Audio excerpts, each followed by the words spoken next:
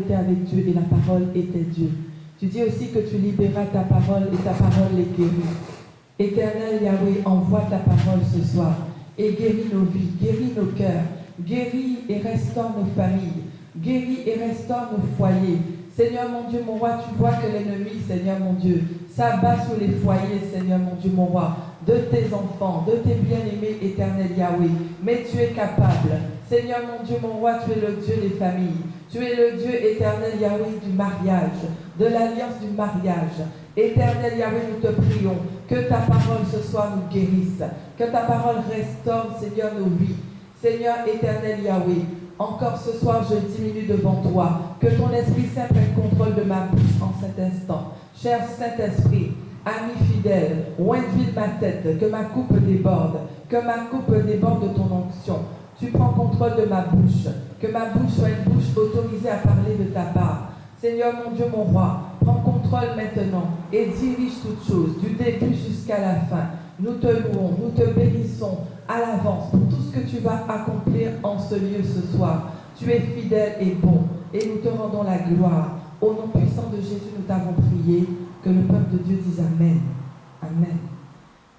L'exhortation de ce soir s'intitule « Attiser le feu de Dieu dans son foyer ».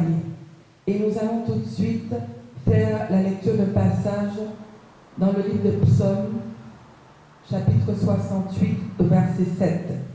Psaume 68, verset 7. Il est écrit « Dieu donne une famille à ceux qui étaient abandonnés. Il délivre les captifs et les rend heureux. » Amen.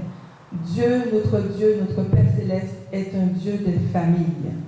Bien-aimés, la famille, c'est l'ensemble des individus qui résident dans un foyer.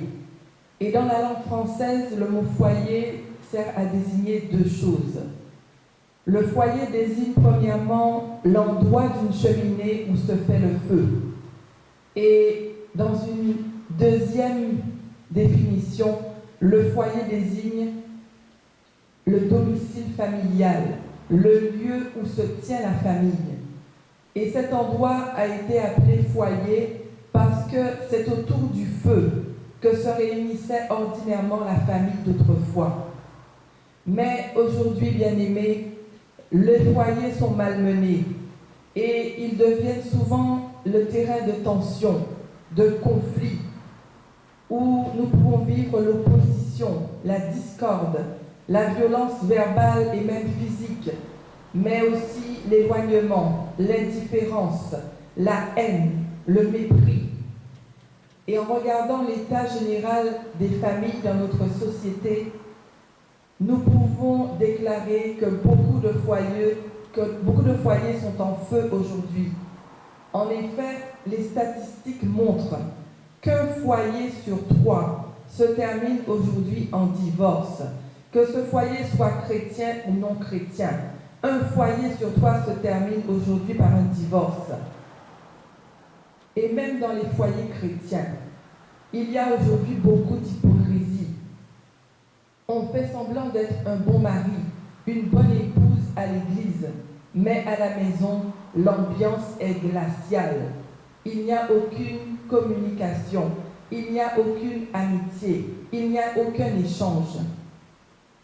Bien-aimés, la notion spirituelle du foyer désigne le lieu où habitent ceux qui ont un même esprit. Pour habiter un foyer, il faut que ses habitants aient le même esprit. Et malheureusement, nous devons admettre aujourd'hui que parfois dans nos foyers, plusieurs esprits règnent et s'opposent. Bien-aimés, le premier foyer dans la Bible a été celui d'Adam et Ève. Adam et Ève avaient été créés pour que l'harmonie parfaite règne au sein de leur union. Mais ils vont laisser un jour le serpent se glisser au sein de leur foyer et ils vont alors connaître le désastre. Lorsqu'ils vont prêter attention au discours du serpent, le péché est entré dans leur cœur et aussitôt ils ont perdu tous les deux la paix de Dieu, mais aussi l'harmonie qui existait entre eux. Tandis qu'ils avaient été créés dans le but principal de vivre pour Dieu, nous voyons par la suite qu'ils s'éloignèrent de cet objectif divin et ils ont commencé à vivre chacun pour soi. L'égoïsme était entré dans le cœur de chacun d'eux. Ce n'était plus un même esprit qui les animait et les dirigeait, parce qu'ils recherchaient maintenant leur propre gloire, en plaçant le moi au centre de leur vie. Le péché s'installa alors dans le cœur des hommes, balayant la paix, balayant l'harmonie, balayant l'amour, la communion, pour laisser la place à la discorde, à l'incompréhension, à l'opposition et parfois à l'éloignement, l'indifférence, voire la haine. L'attaque qui a été portée par le serpent visait la déstabilisation du foyer comme structure en vue du développement de l'individu. C'est donc à cause du péché que les foyers ont commencé à brûler. Bien-aimés, le mariage tel que Dieu l'a conçu est une union entre trois personnes, un homme, une femme et Dieu. Le mariage sans Dieu équivaut à un feu, et ce feu est pour la destruction.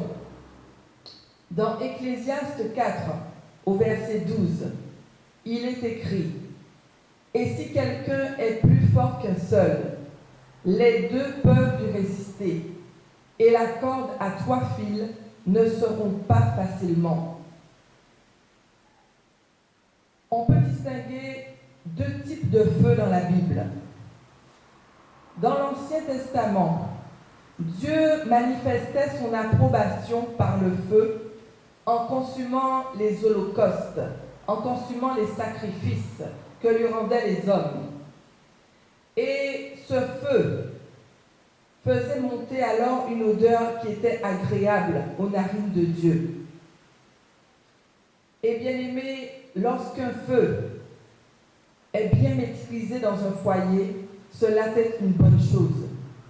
Mais malheureusement, il existe aussi une autre sorte de feu. Un feu qui détruit, un feu qui ronge, un feu qui consume et qui s'appelle le feu étranger. Lisons Lévitique 18 au verset 21.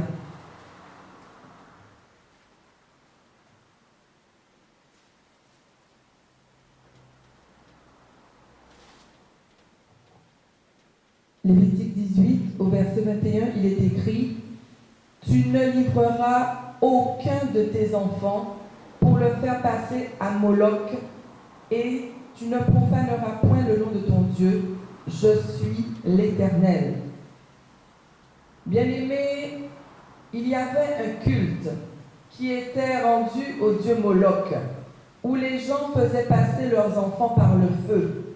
Les enfants étaient brûlés, immolés, consumés par le feu, en honneur au dieu Moloch. C'étaient des sacrifices vivants. On peut lire aussi un autre passage dans Lévitique 10, au verset 1 à 2.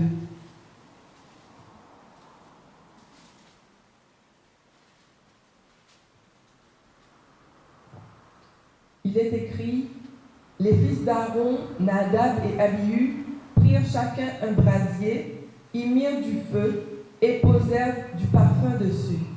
Ils apportèrent devant l'Éternel du feu étranger, ce qui ne leur avait point ordonné.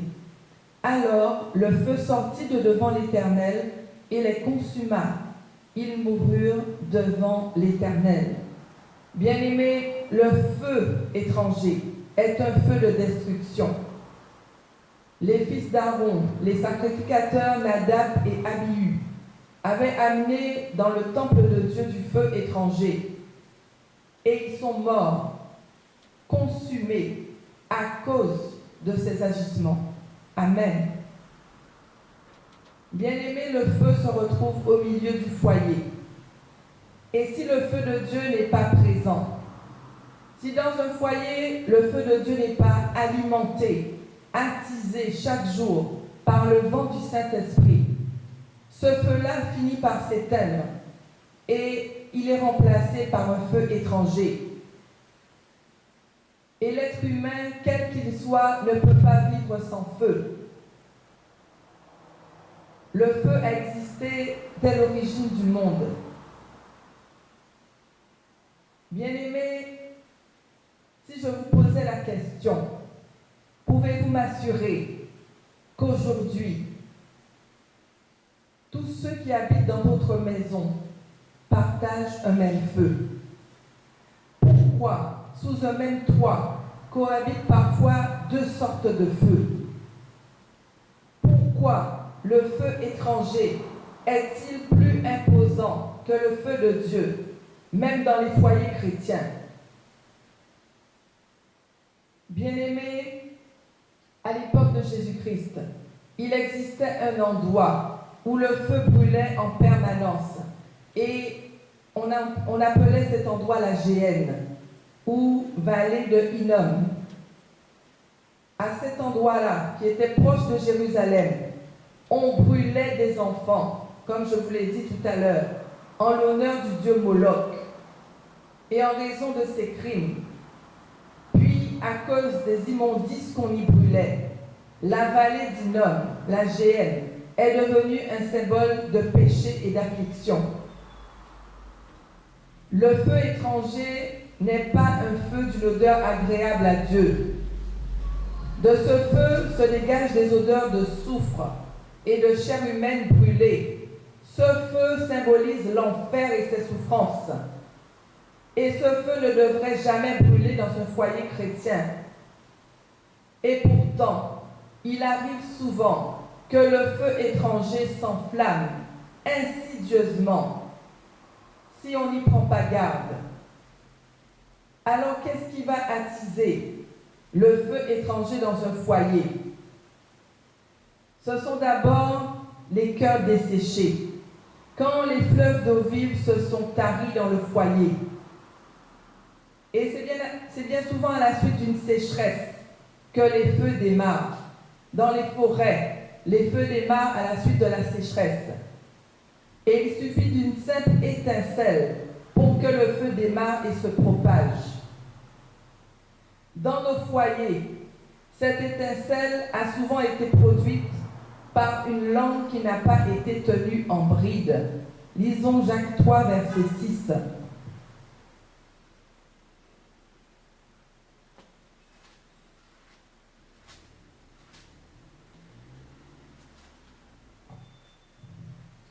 Il est écrit, la langue aussi est un feu. C'est le monde de l'iniquité. La langue est placée parmi nos membres, souillant tout le corps et enflammant le cours de la vie, étant elle-même enflammée par la géhenne. Bien-aimés, il est écrit que la langue est un feu. Lisons encore Proverbe 17, verset 1.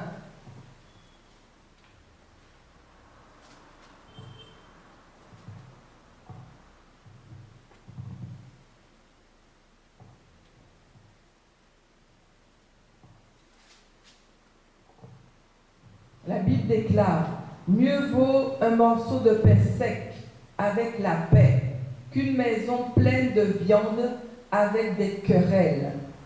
Et lisons enfin Proverbe 19 au verset 13.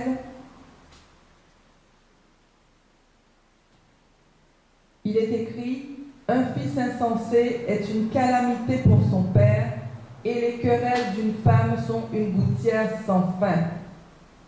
Bien-aimés, l'étincelle qui va amorcer, déclencher ce feu étranger dans nos foyers, ce sont souvent nos langues qui ne sont pas tenues en bride. La Bible déclare que la femme querelleuse, c'est comme la carie dans les os de son époux. Il y a parfois dans les foyers des frictions, des querelles qui échauffent les esprits, comme des brindilles sèches que l'on frotte et qui finissent par s'enflammer. Et nous les femmes, dans les foyers, nous devons faire attention à nos bouches, à ce qui sort de nos bouches, parce que en déclenchant ces frictions, ces querelles, c'est le feu étranger que nous mettons nous-mêmes dans nos foyers. Il y a aussi les sautes d'humeur. Tu vas voir que ton conjoint est bipolaire. Un jour très calme et un jour très très en colère. Ces sautes d'humeur sont aussi des étincelles, des bradilles qui agissent comme un feu qui brûle à l'étouffer et qui ne demande qu'à se répandre. Prenons maintenant Luc 11 au verset 33.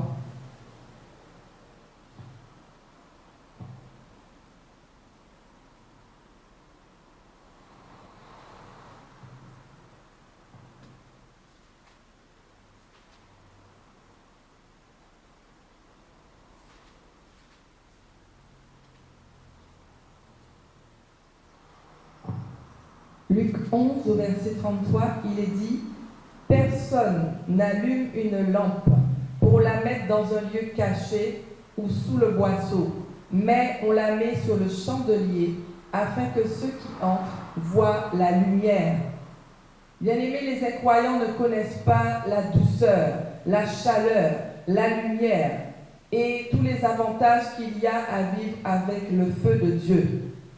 Ils ne connaissent que la rudesse de la vie, la solitude, l'indifférence, les ténèbres qui les maintiennent dans la confusion et l'aveuglement. Il est facile alors de comprendre la raison de leur cœur endurci, de leur frustration, de leur saute d'humeur dans leur foyer. Alors comment éteindre ce feu étranger dans nos foyers? Tout d'abord en utilisant de l'eau. Il faut que les fleuves d'eau vive de l'esprit inondent notre cœur et jaillissent de notre vie, tout autour de nous, dans notre famille, dans notre foyer. Parce qu'un endroit qui est imbibé d'eau a très peu de chances d'être assailli par un feu étranger. L'eau, c'est un coupe-feu contre tous les traits enflammés du malin. Que les fleuves d'eau vive de l'esprit inondent ton cœur en cet instant. Une deuxième façon d'éteindre le feu étranger dans nos foyers, c'est de débroussailler notre cœur. Cela signifie que nous devons examiner notre vie afin de n'y laisser aucune ronce de méchanceté, aucune racine d'amertume qui serait un terrain idéal pour provoquer le feu. Nous l'avons dit tout à l'heure, nous devons aussi prendre garde à notre langue et aux frictions. Une autre façon de se protéger d'un feu étranger destructeur, c'est aussi d'en allumer nous-mêmes un autre de façon stratégique. Les pompiers, lorsqu'ils veulent éteindre un feu, allument intentionnellement un autre feu. Et c'est un moyen très efficace de lutte contre les incendies. Sur le plan spirituel, cette technique est aussi une technique fondamentale. À chaque fois que dans notre foyer, nous sommes indifférents vis-à-vis de notre conjoint, que nous sommes rudes, que nous sommes jaloux, que nous sommes orgueilleux, méprisants, méfiants, rancuniers ou injustes, c'est que nous avons utilisé le feu étranger, nous l'avons allumé et attisé dans notre foyer. Pour éteindre ce feu étranger, nous devons utiliser le feu de Dieu. Acte 2, versets 1 à 4.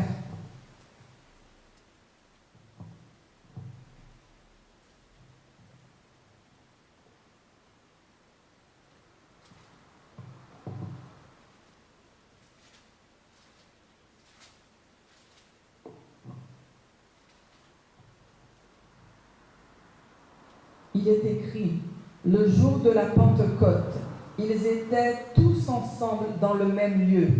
Tout à coup, il vint du ciel un bruit, comme celui d'un vent impétueux, et il remplit toute toute la maison où ils étaient assis. Des langues semblables à des langues de feu leur apparurent, séparées les unes des autres, et se posèrent sur chacun d'eux. Et ils furent tous remplis du Saint-Esprit et se mirent à parler en d'autres langues, selon que l'Esprit leur donnait de s'exprimer. Bien-aimés, seul le feu du Saint-Esprit peut éteindre un feu étranger qui a été allumé dans nos foyers. Nous devons faire appel au constructeur même du mariage. Nous devons faire appel au Saint-Esprit pour venir à notre secours. Mais par-dessus toutes ces choses, tout cela, Dieu nous a donné une arme par excellence pour répandre le feu de Dieu autour de nous. Et cette arme, c'est l'amour. 1 Corinthiens 13, versets 4 à 8.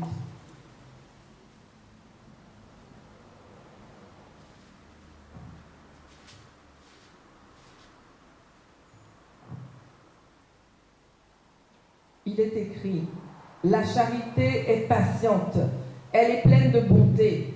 La charité n'est point envieuse. La charité ne se vante point. Elle ne s'enfle point d'orgueil. Elle ne fait rien de malhonnête. Elle ne cherche point son intérêt. Elle ne s'irrite point. Elle ne soupçonne point le mal. Elle ne se réjouit point de l'injustice, mais elle se réjouit de la vérité. Elle excuse tout. Elle croit tout, elle espère tout, elle supporte tout. La charité ne périt jamais. Bien-aimés, l'amour, c'est l'arme la plus efficace pour nous protéger, pour protéger notre foyer et pour éteindre tous les feux étrangers qui ont été allumés. Si vous voulez que votre foyer et tous ses membres soient sauvés du feu de la destruction, si vous désirez profiter avec votre famille de tous les avantages du feu divin, vous devez vous imprégner de l'amour que Christ nous a manifesté à la croix. Bien-aimés, seul l'amour est capable de couvrir une multitude de fautes. Lorsqu'on aime quelqu'un, on couvre ses fautes. Et c'est l'amour qui va confondre le diable et ses démons. Les partenaires dans un foyer peuvent se mettre en colère, mais s'ils s'aiment, il n'y aura jamais de parole de malédiction qui sera lancée vis-à-vis de l'autre. L'amour que tu as pour ton conjoint ne te permet pas de le maudire, ni de vouloir sa mort. L'amour que vous avez pour ce que vous avez bâti va vous pousser à récupérer votre conjoint. Si on a l'amour pour son foyer, on va se battre pour sa femme, on va se battre pour son époux, si le mal est entré dans le foyer. Parce que l'amour que l'on a pour l'autre,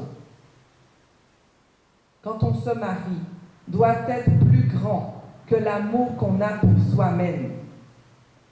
Éphésiens 5, verset 25.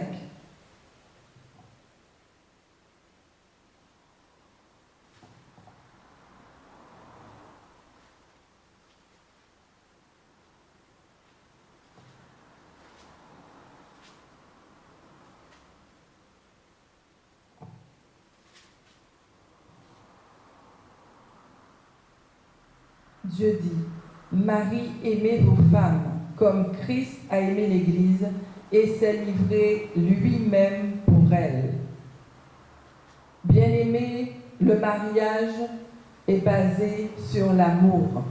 Ce n'est pas la sexualité qui crée d'abord l'harmonie dans le foyer. Le sexe, on peut le trouver aussi dehors. Mais une personne qui t'aime plus qu'elle m'aime, cela ne peut pas se trouver au dehors. C'est une denrée rare. Bien-aimé, lorsque tu rentres dans le mariage, sache que la personne de l'autre doit passer avant ta propre personne. Lorsque tu sors, est-ce que tu penses à ramener quelque chose à l'autre? Où fais-tu tes achats pour ta propre personne? Lorsque tu cuisines, est-ce que tu cuisines un plat que ton partenaire, que ton conjoint apprécie? Ou penses-tu à ton propre ventre? Amen. Le mariage, le foyer, c'est le sacrifice. Ce n'est pas le lieu de l'égoïsme, mais c'est le lieu de l'amour. Mais malheureusement, et même dans les foyers chrétiens, vous trouvez des partenaires dans un foyer qui disent « ça c'est ma voiture, ça c'est ma télé, ça c'est ma tasse » et personne dans la maison n'a le droit d'y toucher. Et les enfants vont grandir dans cette ambiance en apprenant que dans le mariage, il y a des choses qui appartiennent à l'homme et des choses qui appartiennent à la femme. Or, ce n'est pas ce que la Bible nous enseigne.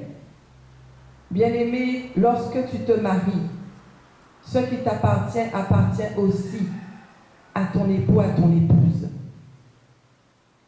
Il faut que dans le foyer, les partenaires soient animés de même esprit. C'était la volonté de Dieu à l'origine pour les couples. Les égoïstes dans le mariage, ce sont des personnes qui ont soit été trop gâtées dans leur enfance, ou alors ce sont des personnes qui ont été maltraitées, battues injustement pendant leur enfance. Et ces personnes vont entrer dans le mariage, mais elles vont toujours vouloir que les bonnes choses leur arrivent à eux, sans penser à leur couple, à leur foyer. Bien-aimés, avant d'entrer dans le mariage, il faut que nous soyons guéris, parce que ce n'est pas le mariage qui va guérir les blessures de l'âme. Amen. Le diable va tout faire pour détruire l'unité dans les foyers. Et il est en train de torpiller en cette fin des temps les foyers chrétiens. Les foyers des chrétiens, les foyers des pasteurs, des serviteurs de Dieu. Le diable est en train de faire un carnage. À l'origine, Adam et Ève ne faisaient qu'un.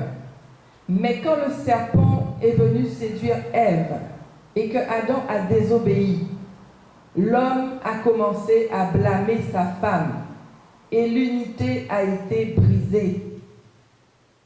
Vous voyez quelquefois quand un couple a des décisions importantes à prendre, le diable s'infiltre, il s'immisce et des conflits naissent soudainement.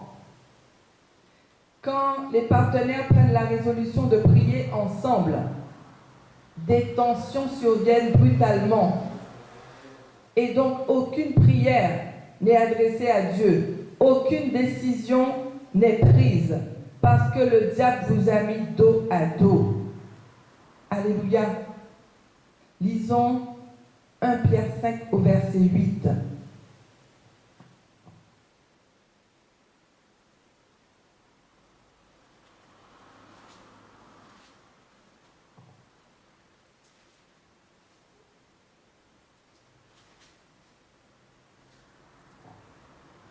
Il est écrit, soyez sobres, veillez, votre adversaire le diable rôde comme un lion rugissant, cherchant qui il dévorera. Bien-aimés, c'est dans l'accord et l'unité que sera notre force. Et l'esprit qui combat les foyers, c'est l'esprit de la division. Le diable vient diviser les couples pour pouvoir régner. Parce qu'il sait que s'il arrive à vous diviser, c'est fini pour le foyer. Et la force d'un foyer réside dans la communication, dans le dialogue. Plus l'homme et la femme vont parler ensemble, vont discuter ensemble, plus ils vont éviter les divisions. Bien-aimé, sache que si votre mari ou votre femme n'est pas votre ami, il va trouver quelqu'un d'autre ou elle va trouver quelqu'un d'autre au dehors qui deviendra son confident, sa confidente. Et cet homme ou cette femme va tomber en adultère. Bien-aimé, le simple fait, le seul fait de penser au divorce, c'est déjà une semence de l'ennemi en nous. Parce que l'homme et la femme sont ensemble dans le mariage, non pas parce qu'ils l'ont voulu, mais parce que c'est Dieu qui les a unis. Prenons Genèse 3 au verset 23 à 24.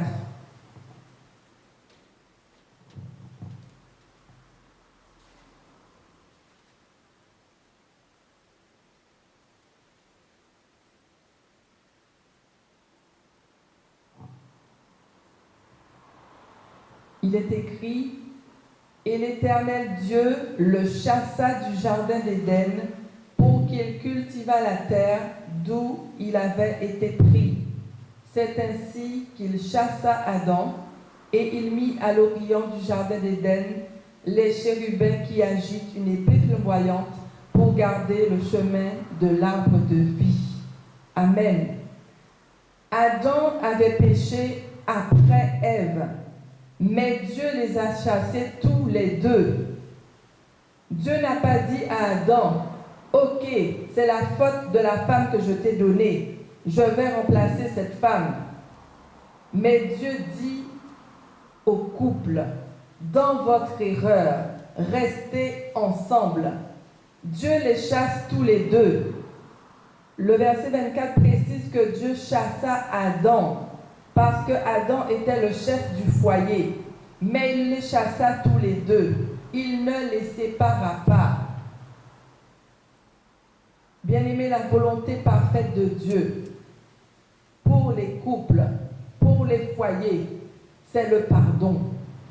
Nous devons apprendre à nous pardonner mutuellement.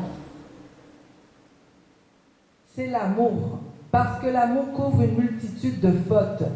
Pense seulement à tout ce que vous avez construit, tout ce que vous avez bâti ensemble, la maison que vous avez bâtie ensemble, l'entreprise que vous avez bâtie ensemble, les enfants que vous avez formés ensemble. Et cet amour, à cause de cet amour pour ce que vous avez bâti ensemble, cela vous donnera la force de tenir pour récupérer votre conjoint. Alléluia. Un autre feu étranger dans le foyer, ce sont les hommes qui nous entourent, les serpents que le diable envoie pour créer la séparation, la division. Ces hommes qui nous entourent vont d'abord aller voir l'homme et ils vont lui dire: vraiment, je ne comprends pas comment tu as tenu aussi longtemps avec une telle femme. Tu as trop supporté. Tu dois t'en séparer.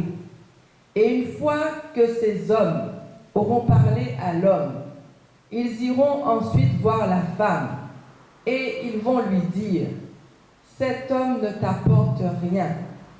Quitte-le, il vaut mieux le quitter. Bien-aimé, dans un tel scénario, l'acteur principal qui aura gagné, c'est le serpent. Il nous appartient, pour sauver notre foyer, pour enlever ce feu étranger dans notre foyer, de faire un tri dans nos relations. Alléluia. Bien-aimés, comme nous l'avons dit, le mariage, c'est une institution divine que le diable combat depuis le jardin d'Éden. Et en cette fin des temps, il est vraiment déchaîné contre les couples, contre les foyers, les familles chrétiennes. Il veut détruire les mariages pour que l'homme n'arrive pas à se concentrer sur sa relation avec Dieu. Bien-aimé, ce soir, tu dois identifier le feu étranger qui brûle dans ton foyer. Est-ce ton cœur qui est desséché? et qui crée un manque d'amour? Est-ce de l'égoïsme dans ton cœur? Tu as été créé pour vivre pour Dieu, mais toi, tu ne vis que pour toi-même. Est-ce, femme, ta langue qui n'est pas tenue en bride, qui crée des querelles et des tensions et qui apporte ce feu étranger? Ou est-ce encore les mauvaises relations autour de toi? La Bible dit que les mauvaises compagnies corrompent les bonnes mœurs. Ces serpents-là qui sont autour de toi, qui rôdent autour de ton couple, de ton foyer, tu dois faire un tri. Et ensuite, tu dois raviver le feu divin, le feu de Dieu dans ton foyer. Ce feu autour duquel tous les membres de ta famille vont se retrouver. Un feu qui va amener la paix, un feu qui va amener l'harmonie dans ta maison, dans ta famille. Alléluia. Bien-aimés, nous allons prier ce soir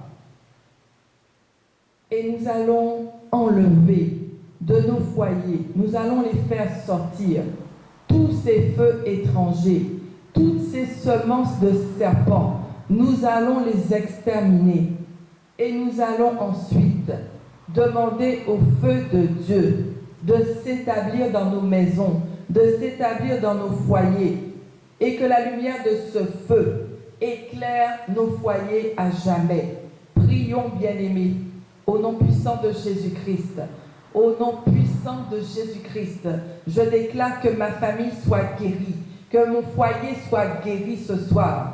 Oh, que ma famille soit restaurée, que ma famille soit transformée. Au nom puissant de Jésus-Christ, je prophétise ce soir une grâce exceptionnelle dans ma famille. Que ma famille vive la guérison divine. Que ma famille vise la transformation dans le nom puissant de Jésus-Christ. Je prophétise la guérison de ma famille. Je prophétise que la main de Dieu est maintenant posée sur ma famille. Je déclare que ma famille est bénie. Je proclame que mon foyer est victorieux. Je déclare par l'autorité de mon Seigneur Jésus-Christ que toute mauvaise semence, les semences de destruction, les semences de division, les semences de mort, les semences de divorce, que le serpent a infiltré dans ma maison, je détruis ces semences par le feu du Saint-Esprit au nom puissant de Jésus-Christ. Je les consume par le feu. Je les calcine par le feu. Là où il y a une mauvaise semence dans mon foyer, là où il y a un feu étranger dans mon foyer, dans ma maison, je détruis ce feu étranger par le feu du Saint-Esprit, par le feu du Saint-Esprit, au nom puissant de Jésus-Christ. Je sors ce soir toute mauvaise semence de ma famille. Toi qui as pour but, toi qui as pour mission de détruire ma famille, je viens t'arracher par l'autorité du Seigneur Jésus-Christ. Je proclame ce soir que les plans de l'ennemi contre ma famille, contre mon foyer, échouent lamentablement au nom puissant de Jésus-Christ.